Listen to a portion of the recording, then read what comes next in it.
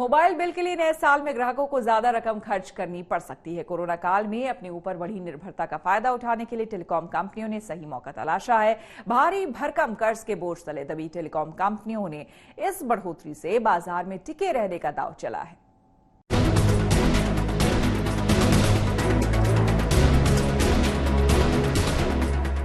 Corona से पहले telecom कंपनियां टेंशन में थी। वोडाफोन आइडिया और एयरटेल के लिए जियो के सामने टिकना मुश्किल था। दिसंबर 2019 में जियो ने टैरिफ में बढ़ोतरी की थी, जिसके बाद इन दोनों कंपनियों को भी कॉल रेट बढ़ाने का मौका मिला और इनका नुकसान कुछ समय में कम हुआ। इसके साथ ही ग्राहकों के 3G और 4G में अपग्रेडेशन से भी टेलीकॉम कंपनियों के रेवेन्यू में बढ़ोतरी हुई है। इसके अलावा कोरोना में डेटा और फोन कॉल का इस्तेमाल इस कदर बढ़ा कि इन कंपनियों को लंबे समय बाद प्रॉफिट हुआ। WFH से लेकर वेबिनार तक कुछ भी टेलीकॉम कंपनियों के बगैर मुमकिन नहीं था। ट्राई के मुताबिक 2020-21 की पहली छमाही में टेलीकॉम इंडस्ट्री के प्रति यूजर्स औसतन रेवेन्यू यानी कि ARPU में 90 रुपए से ज्यादा की बढ़ोतरी हुई है। इस वजह से टेलीकॉम कंपनियों के एडजस्ट ग्रॉस रेवेन्यू यानी AGR में 25% की बढ़ोतरी हुई है। हालांकि सरकारी टेलीकॉम कंपनियों के ARPU में कमी जारी रही, जबकि निजी कंपनियों के ARPU में बढ़ोतरी हुई। इस मुनाफे के बावजूद गहरे कर्ज के संकट में फंसी टेलीकॉम कंपनियां ग्राहकों को सस्ते कॉल रेट का फायदा नहीं दे पाएंगी, लेकिन ये तो अपने ऊपर बड़ी निर्भरता का फायदा उठाने के लिए कॉल रेट महंगा करने को तैयार हैं। Information and credit rating agency यानी ICRA की रिपोर्ट के मुताबिक मौजूदा कारोबारी साल में टैरिफ में बढ़ोतरी हो सकती है। अभी हाल ही में वोडाफोन आइडिया लिमिटेड ने अपने पोस्टपेड प्लान के रेट बढ़ाए थे, जिससे अगले 2021-22 में उनके रेवेन्यू ग्रोथ में बढ़ोतरी हो सकती है। कोरोना महामारी के चलते घर से काम करने का चलन बढ़ा है। साथ ही ऑनलाइन क्लासेस ने भी डेटा खपत बढ़ाई है, जिससे कंपनियों का प्रति यूजर रेवेन्यू बढ़ा है। कोरोना से पहले कड़े मुकाबले से टेलीकॉम कंपनियों के रेवेन्यू और प्रॉफिट में बड़ी गिरावट देखी गई थी। इकरा की रिपोर्ट के मुताबिक टैरिफ में बढ़ोतरी और लगातार अपग्रेडेशन से टेलीकॉम कंपनियों के रेवेन्यू में 11% की बढ़ोतरी होगी। 2020-21 में टेलीकॉम कंपनियों के रेवेन्यू ग्रोथ करीब 13% रहने का अनुमान है। लेकिन इस रेवेन्यू में बढ़ोतरी के बावजूद टेलीकॉम कंपनियों की मुश्किलों के खत्म होने की उम्मीद नहीं है। रेवेन्यू ग्रोथ के अलावा इकरा की रिपोर्ट में टेलीकॉम कंपनियों पर कर्ज बढ़ने का भी अनुमान लगाया गया है। इसके मुताबिक 2021 में टेलीकॉम इंडस्ट्री पर 4.9 लाख करोड़ का कर्ज रहेगा और अगले साल इसमें मामूली कमी होगी। 2021-22 में टेलीकॉम इंडस्ट्री का कर्ज महज 20,000 करोड़ घटकर 4.7 लाख करोड़ हो सकता है। 2019-20 में टेलीकॉम कंपनियों ने राइट इशू, QIP इशू और एडिशनल स्पॉन्सर फंड इन्फ्यूजन के जरिए ज्यादा मात्रा में कर्ज चुकाए। इस वजह से 31 मार्च 2020 को टेलीकॉम कंपनियों का कर्ज घटकर 4.4 लाख करोड़ रह गया, जबकि 31 मार्च 2019 को ये कर्ज 5 लाख करोड़ था। कोरोना के चलते ज्यादातर इंडस्ट्रीज पर बुरा असर पड़ा, लेकिन टेलीकॉम सेक्टर कोरोना काल में मुनाफा कमाने वाले चुनिंदा सेक्टर्स में से एक है। आर्टिफिशियल इंटेलिजेंस और डेटा के बढ़ते इस्तेमाल से इस सेक्टर की सेहत में आगे और सुधार होने का अनुमान है। उम्मीद ये भी है कि अपनी मुश्किलों से उबरने के बाद टेलीकॉम कंपनियां ग्राहकों को भी राहत देने पर विचार जरूर करेंगी। ब्यूरो रिपोर्ट, आज तक।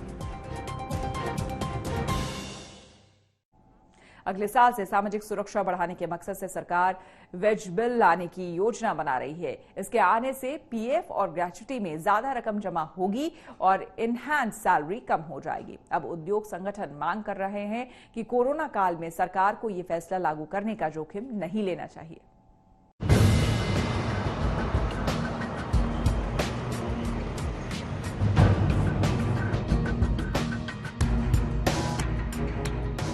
देश के उद्योग संगठन अगले साल से लागू होने वाले नए वेज बिल यानी मजदूरी की नई परिभाषा को लागू करने से रोकने की कवायद में जुट गए हैं।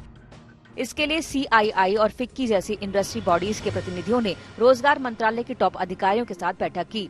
दरअसल नई मजदूरी का मतलब ये है कि इससे सामाजिक सुरक्षा कटौती में इजाफा होगा और कामगारों के हाथ में आने वाली सैलरी में कमी आएगी।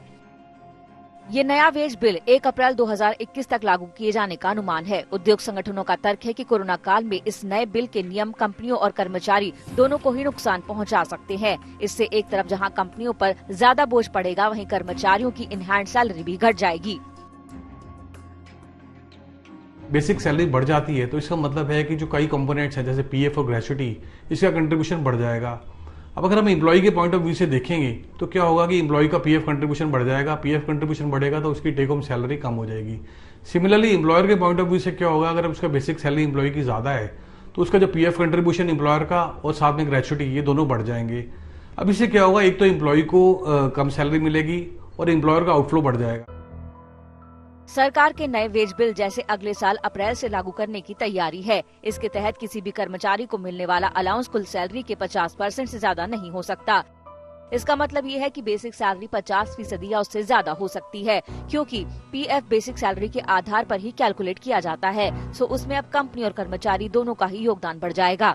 इसके बढ़ने से कर्मचारियों की टेक होम सैलरी घटेगी और कंपनी का वित्तीय बोझ बढ़ेगा। इसके साथ ही ज्यादा बेसिक सैलरी का मतलब है कि ग्रेजुटी की रकम भी पहले से ज्यादा होगी और ये पहले के मुकाबले 1 से 1.5 गुना ज्यादा हो सकती है। फिलहाल जारी सिस्टम के तहत बड़ी संख्या में कंपनियां सामाजिक सुरक्षा योगदान को कम करने के लिए सैलरी को कई हिस्सों में बांट देती है। इससे कर्मचारियों के साथ साथ उन्हें भी मदद मिलती है। कंपनियां पीएफ को घटा देती हैं, जिससे कामगारों की टेक होम सैलरी बढ़ जाती है। वैसे उद्योग जगत इस बात से सहमत है कि इससे कामगारों को सामाजिक सुरक्षा का फायदा मिलेगा, लेकिन मौजूदा आर्थिक मंदी के चलते इसे अभी लागू करने के पक्ष में वो नहीं है। अब बहुत सारी इंडस्ट्री एसोसिएशन की ये रिक्वेस्ट है गवर्नमेंट से कि इसको डेफर कर दिया जाए। अभी डेफर इसलिए करना चाहते हैं लोग कि क्योंकि क्या है कि एक तो अभी इकोनॉमी रिकवरी मोड में है और कोविड का इम्पैक्ट अभी धीरे धीरे कम हो रहा है। अभी इकोनॉमी पूरी तरह रिकवर नहीं हुई है। अगर इसको 1 अप्रैल 2021 से लागू कर दिया जाएगा तो जो अभी इकोनॉमी रिकवर हो रही है और एम्प्लॉयज और जो एम्प्लॉयर हैं धीरे धीरे अभी जो इकोनॉमी को रिकवर कर रहे हैं और इसको ट्रैक पे लेकर आ रहे हैं, तो उसको थोड़ा सा इम्पैक्ट पड़ेगा। तो इसलिए इंडस्ट्री एसोसिएशन कहते हैं इसको थोड़ा सा डेफर कर दिया जाए ताकि इकोनॉमी जब रिकवर हो जाए तो उसके बाद इसको लागू कर दिया जाए। उससे क्या होगा, एम्प्लॉयर को भी बेनिफिट होगा और एम्प्लॉय को भी थोड़ा संभलने का मौका मिल जाएगा। बड़ी कंपनियों में ऊंची सैलरी वाले कर्मचारियों की सैलरी स्ट्रक्चर में अक्सर अलाउंस का हिस्सा 70 से 80% होता है। अप्रैल के बाद अगर सैलरी स्ट्रक्चर बदला तो उसमें अलाउंस का हिस्सा घट जाएगा। ज्यादातर कंपनियों का ग्रॉस और बेसिक सैलरी का अनुपात 30 से 50% है। इससे कंपनियों का सैलरी पर होने वाला खर्च भी 10 से 12% तक बढ़ सकता है।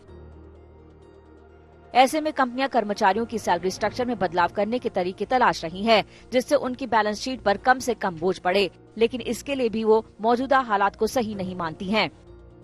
अब सरकार कंपनियों की सलाह पर क्या फैसला करती है ये तो आने वाला वक्त ही बताएगा। लेकिन अभी ये बदलाव होगा तो आपकी कुल कमाई में बदलाव हो या ना हो, लेकिन रिटायरमेंट के वक्त आपके हाथ में मोटी रकम देने का रास्ता साफ हो जाएगा। आदित्य के राणा के साथ आज तक ब्यूरो।